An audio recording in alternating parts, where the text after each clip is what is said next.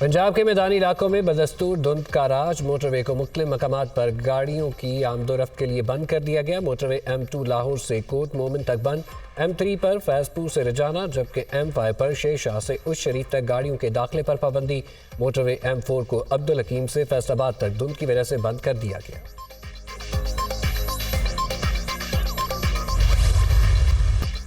पाक फौज आइंदा आम इंतखाबात में इलेक्शन कमीशन को मतलूबा और ज़रूरी ताउन फराहम करेगी। पाकिस्तान को गैर मुस्तहकम करने के लिए दुश्मन कुव्वतों के इशारे पर काम करने वाले तमाम दहशतगर्दों के खिलाफ ताकत से निपटेंगे। सहूलतकारों और उनकी हौसला अफजाई करने वाले अनासर के खिलाफ रियासत सख्त कार्रवाई करेगी। कॉन्फ्रेंस के शुरा की जानिब से कलअदम TTP और दीगर दहशतगर्द ग्रुपों की पड़ोसी मुल्क में महफूज पनाहगाहों, वहाँ से आज़ादी के साथ कार्रवाइयों और जदीद तरीन हथियारों की दस्तियाबी पर तशवीश का इज़हार।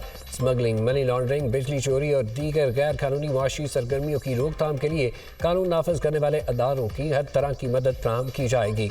मकबूजा कश्मीर में भारतीय फौज की इंसानी हकूक़ की खिलाफ वर्जियों पर शदीद तशवीश का इज़हार। पाकिस्तान अक़वाम मुत्तहिदा की करारदादों के मुताबिक मसला कश्मीर के हल के लिए हर तरह की सियासी, इखलाकी और सिफारती हिमायत जारी रखेगा। Army chief general Syed Asim Munir की ज़ेर सदारत 2 रोज़ा कोर कमांडर्स कॉन्फ्रेंस का एलामिया। कॉन्फ्रेंस को फॉर्मेशन की ऑपरेशनल तैयारियों पर भी ब्रीफिंग। आर्मी चीफ ने पेशावराना महारत के मेयार को बरकरार रखते हुए तरबियत के दौरान बेहतरीन कारकर्दगी के हसूल पर जोर दिया। कोर कमांडर कॉन्फ्रेंस में फ़लस्तीनी अवाम के साथ मुकम्मल यकजहती का इज़हार, गज़ा में इंसानी हकूक़ की संगीन खिलाफ वर्जियों और जंगी जराइम की मजम्मत, फौरी जगबंदी के लिए हुकूमती मौक़िफ़ की हिमायत का इरादा।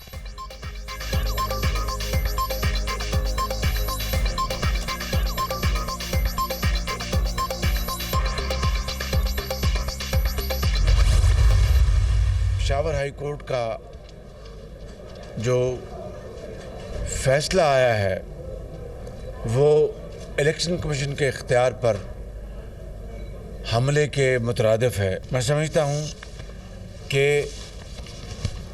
जब पेशावर हाई कोर्ट पेशावर के KPK सूबे की वो हाई कोर्ट है, एक सूबे की हाई कोर्ट है, वो किस तरीके से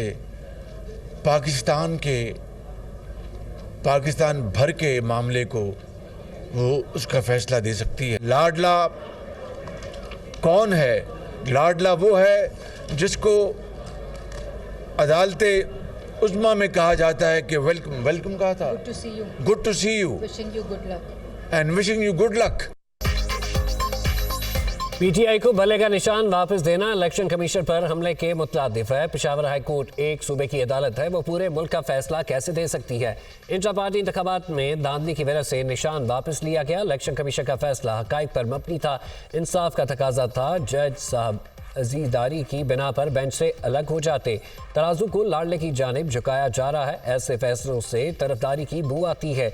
जो शख्स 9 मई की गद्दारी में मुलव्विस है उसको सहूलतें देना लम्हा फिक्रिया है। हम इलेक्शन में जाने के लिए तैयार हैं। नून लीग सिंध में एक ताकतवर जमात बनने जा रही है। शहबाज शरीफ का कराची में पार्टी में शामिल होने वाले रहनुमाओं से खिताब। NA 242 पर सीट एडजस्टमेंट के लिए आज MKM के रहनुमाओं से मुलाकात होगी। पीर फगारा से मीटिंग भी शेड्यूल। सियासी हिकमत अमली, मुश्तरका इंतखाबी मुहिम समेत दीगर अमूर पर मुशावरत होगी।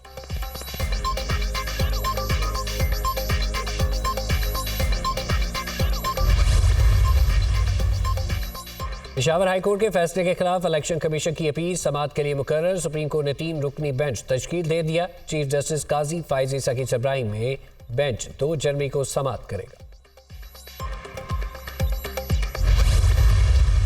नॉमिनेशन फॉर्म्स हैं, वो आपको बेहतर मालूम होगा कि ये काम कहाँ हो रहा है।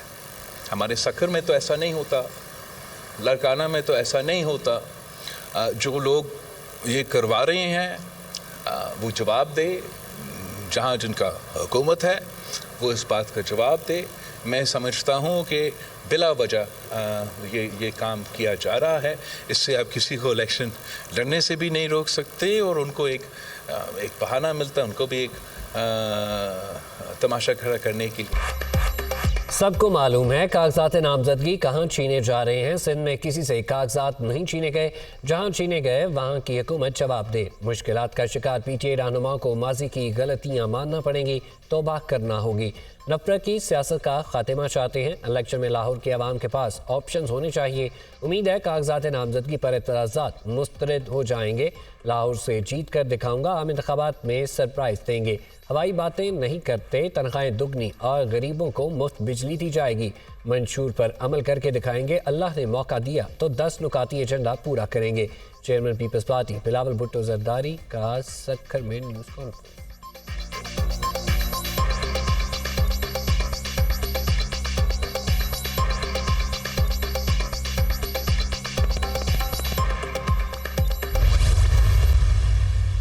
अगर election free fair and transparent ना हुए तो इकानमी का नुकसान होगा, जमहूरियत तबाह हो जाएगी, अवाम को उनके मुंतखब नुमाइंदे नहीं होंगे। नवाज शरीफ जिस प्लान के तहत आया है वो तो पूरी टीम को लड़ने नहीं दे रहा, सिर्फ एक लीडर और 2 के और 3 की बात नहीं, वो तो किसी और को भी लड़ने नहीं दे रहा। आईन कानून के मुताबिक खान साहब क्वालिफाइड है और इलेक्शन लड़ सकते हैं। इन सख्त हालात के बावजूद आपके सबसे ज़्यादा लोगों ने नॉमिनेशन पेपर फाइल कर दिए।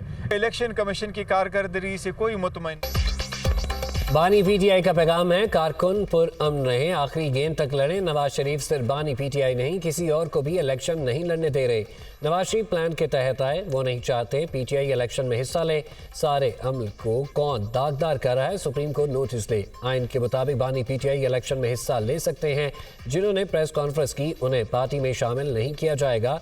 हर हलके में अपना उम्मीदवार खड़ा करेंगे। किसी जमात से कोई इत्तेहाद नहीं हुआ। पार्टी टिकटों का फैसला 2-4 रोज में हो जाएगा। टिकटों से मुतालिक अगर किसी ने कोई लिस्ट शेयर की है तो वो गलत है।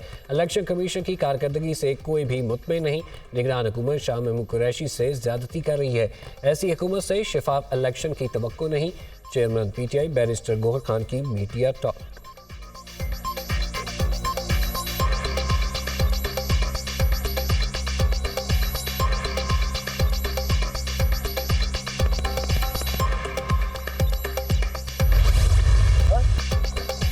निहत्ते फ़लस्तीनियों पर इसराइली जारी गजा के रिहायशी इलाकों पर हमले। एक रोज में मजीद 200 से ज़ायद फ़लस्तीनी शहीद। वस्ती गजा में अल अमन अस्पताल के करीब बमबारी।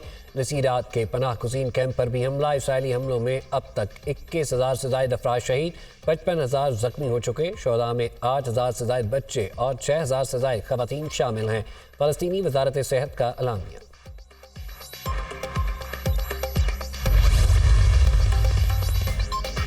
पाकिस्तान का फ़लस्तीनियों से इज़हार यकजहती। निगरान वज़ीर-ए-आज़म का नए साल की तकारीब पर पाबंदी का ऐलान। फ़लस्तीन की सूरत हाल पर पूरी कौम रंजो गम में मुब्तला है। पाकिस्तान बैनुल-अक़वामी सतह पर फ़लस्तीनियों के लिए आवाज़ बुलंद करता रहेगा। तमाम शहरियों से गुजारिश है कि नए साल की आमद को सादगी से मनाएं। दुआ है नए साल का सूरज अमन और सलामती का पैगाम लेकर तलू हो। अनवारुल हक काकर।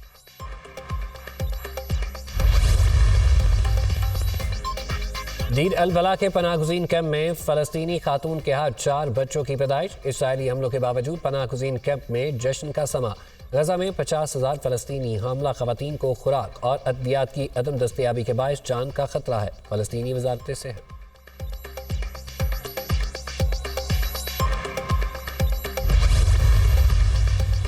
सानिया 9 मई के मुकदमा शाह महमूद कुरैशी के जिस्मानी रिमांड की इस्तदा मुस्तरद। अदालत का शाह महमूद कुरैशी को जुडिशियल रिमांड पर अडयाला जेल भेजने का हुक्म।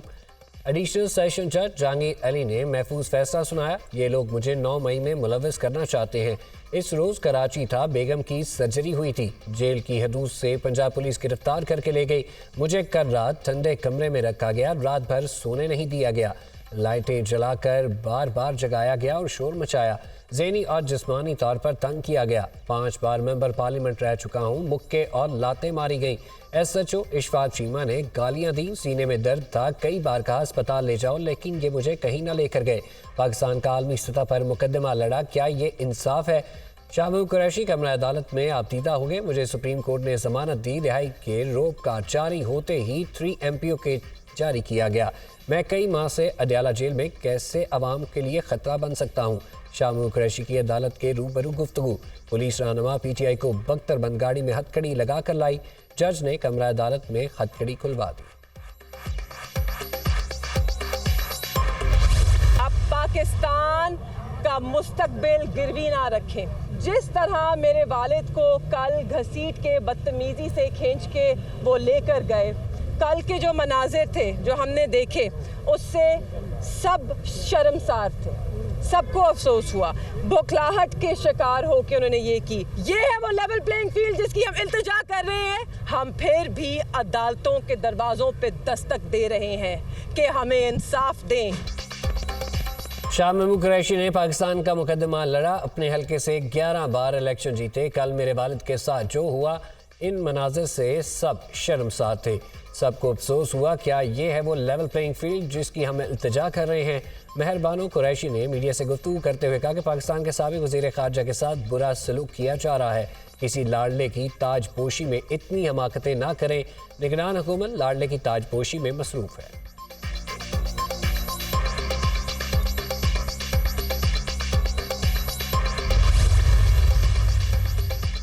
इस्लामाबाद हाईकोर्ट ने साइफर केस का ट्रायल 11 जनवरी तक रोक दिया। जस्टिस मियां गुल हसन औरंगजेब ने इन कैमरा ट्रायल के खिलाफ दरख्वास्त पर अबूरी हुक्म जारी किया। इस्लामाबाद हाईकोर्ट में cipher case in camera trial के खिलाफ बानी PTI की दरख्वास्त पर समाअत 11 जनवरी तक मुलतवी। प्रोसिक्यूशन के 25 गवाहान का बयान रिकॉर्ड किया जा चुका है। अटॉर्नी जनरल इस अदालत के पास एक सुपरवाइजरी रोल है, जल्दी की कोई ज़रूरत नहीं। मुलजिम भी यहाँ मौजूद है, मुकदमा भी। ट्रायल कोर्ट के इन कैमरा प्रोसीडिंग के ऑर्डर के बाद जिसे आप ओपन ट्रायल कह रहे हैं, इसका कोई इम्पैक्ट नहीं। जब एक गवाह का बयान रिकॉर्ड हो गया था तो प्रोसिक्यूशन ने क्यों नहीं कहा कि अब ओपन ट्रायल होना चाहिए? प्रोसिक्यूशन को कहना चाहिए था कि हम ट्रायल को कलअदम नहीं कराना चाहते। जस्टिस मियां गुल हसन औरंगजेब, अदालत पहले ट्रायल कोर्ट के इन कैमरा प्रोसीडिंग के ऑर्डर को देखे। वकील सलमान अकरम राजा की इस्तदा।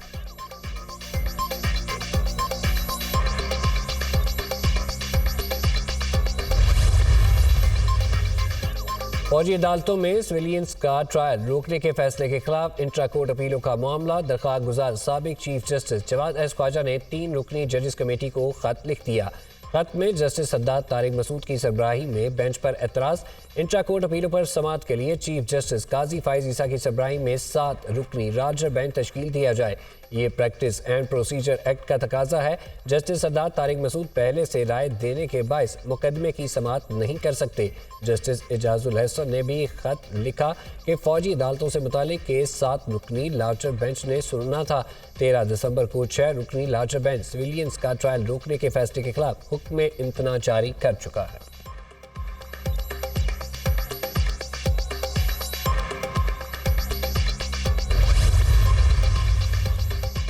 उम्मीदवारों के कागजात नामजदगी की स्क्रूटनी का 5वां रोज ने 15 मानसरा से नवाज शरीफ के कागजात नामजदगी मंजूर। रिटर्निंग अफसर ने कायद नून लीग के कागजात पर एतराज़ात मुस्तरद कर दिए।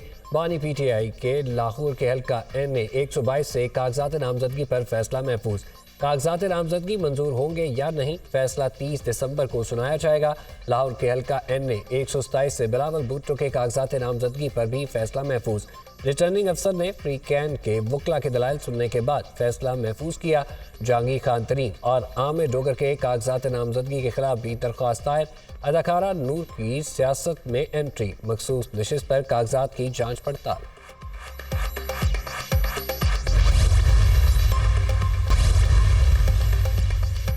स्टॉक मार्केट में जबरदस्त तेजी, 100 इंडेक्स में 1188 पॉइंट्स का इजाफा। इंडेक्स 62,052 पॉइंट्स पर बंद। 2 रोज में स्टॉक मार्केट में 3000 के करीब पॉइंट्स का इजाफा हो चुका।